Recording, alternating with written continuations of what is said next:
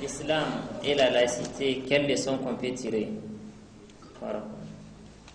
L'islam et la laïcité, c'est un thème très important à l'heure actuelle, surtout au temps de la démocratisation et qui inscrit au niveau des constitutions de plusieurs pays les principes de séparation du pouvoir et de la religion ou les principes de séparation de l'État et de la religion comme mode de gouvernance. Maintenant, la laïcité prend son élan dans la démocratie et la démocratie est née de la politique. Cette trinité est-elle conforme en islam? Avant de répondre à l'autre question, c'est cette question que nous nous posons. La politique est une science embrassant tous les domaines. Donc, elle peut y avoir diverses définitions. Selon les écoles juridico-politiques musulmanes, la politique au sens juridique est l'élaboration de lois ou des textes juridiques pour le bien-être du peuple et la construction d'une société véritablement juste et plus réformiste. C'est ce qui donne lieu à la création de plusieurs codes, c'est-à-dire code pénal, code social, code de la famille, code électoral et que sais-je encore. Ainsi, l'observation de l'exercice de la politique nous a permis d'énumérer deux types de politique. La politique vertueuse ou de vertu, respectueuse d'éthique, de la loi, et la politique satanique ou la politique négative qui s'en fiche de l'éthique de la démocratie. Maintenant, qu'est-ce que la politique positive ou la politique vertueuse? C'est la politique juste, conforme en islam, car Ibn Qayyum l'a définie comme la politique de développement conforme aux valeurs morales, respectueuse de l'éthique et de la déontologie, c'est-à-dire toute politique engagée pour le bien-être de la population au moment opportun et reste uniquement de l'intérêt commun jusqu'à l'éternité. Allah subhanahu wa ta'ala yaqul fil Qur'an faltakum minkum ummatan ukhrijat lin-nas ta'muruna bil ma'ruf wa tanhauna 'anil munkar. Le partisan de cette catégorie de politique, la politique de vertu, aura bel et bien une double récompense, car elle est une politique de réforme positive et d'assainissement agréé par Allah. Allah subhanahu wa ta'ala yaqul wa kilta al-jannatayn atat ukulaha wa lam tuzlim minhu shay'an wa fajarna khilalahuma nahara. C'est ça la politique de vertu. De cette politique verra le jour la démocratie positive. Quant à la politique négative, satanique soit-elle, est la politique qui est synonyme de l'art de mentir, de la duperie, de l'escroquerie, du favoritisme, du vol, de l'absence de l'éthique et de l'absence de la déontologie. Ibn Abedin, dans son contemplé Radul Mukhtar ala Darul Mukhtar, a écrit selon Al-Qusatani, la politique ne se particularise pas de la fornication ou de la garcerie.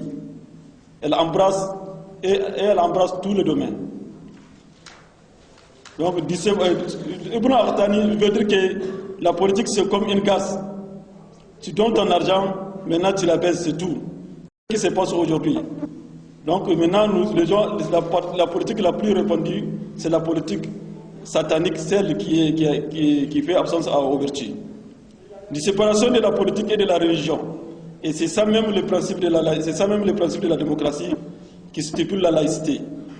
Maintenant, la dissension de la politique en deux types de politique entraîne le clivage de la démocratie en démocratie positive et en démocratie négative.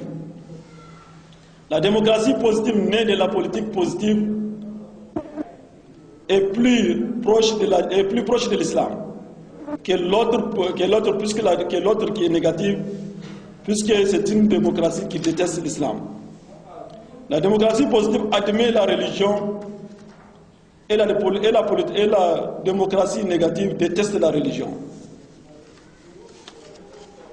Ce clivage de la démocratie engendra l'éclatement de la laïcité en deux groupes distincts.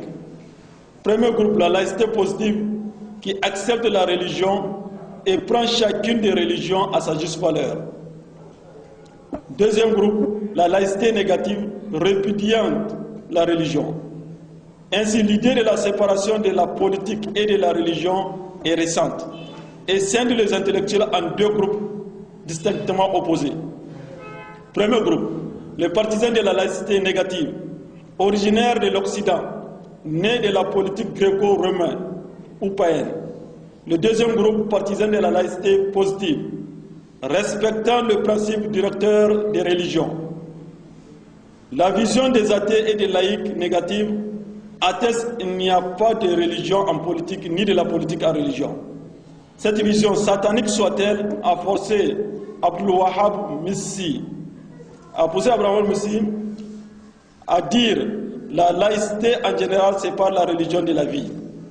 Cette phrase a poussé beaucoup de savants musulmans et non musulmans, des chercheurs musulmans et non musulmans, à chercher la véritable raison ou le véritable lien entre l'État et la religion. De nos jours, les grandes puissances de l'Occident sont en train d'aller vers la laïcité positive. Nous avons le cas des USA, la France, et même l'ONU reconnaît les droits de culte à chaque peuple. Donc continuer à croire que la séparation de l'État et de la religion est un principe fondamental de la démocratie et de la pire sottise.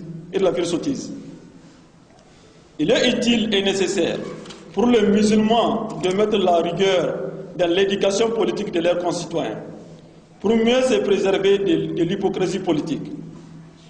Allah subhanahu wa ta'ala yaqul waltaqu fitratan la tasibanna alladhina zalamu minkum khassa wa'lamu anna Allah shadidul iqab.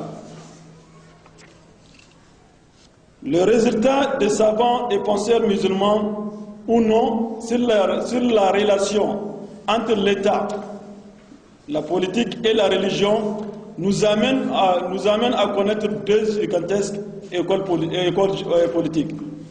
La première école de la politique de la guidance, ou l'école de la politique de vertu.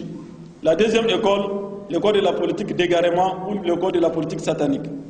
Cette dernière école satanique opte pour l'enseignement de la duperie, de la politique politicienne, de tout ce qui sépare la créature de son créateur, la destruction de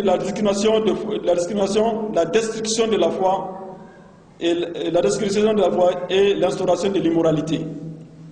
Elle engage les idéalistes, le marxisme, les athées, les païens, Thomas et ses sujets, les darwinistes et ses élèves, Nietzsche et ses élèves, les fascistes, les nazistes, le communisme et même le socialiste. Bref, tous ceux qui pensent qu'il n'y a aucune relation entre la politique et la religion qu'est la contradiction. En même temps, ils ignorent que la politique est le fait de se cramponner,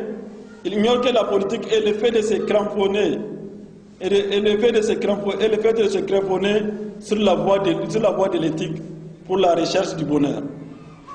Quant à la première école, celle de la politique de vertu, bénéfique soit-elle, opte pour l'enseignement de bon sens.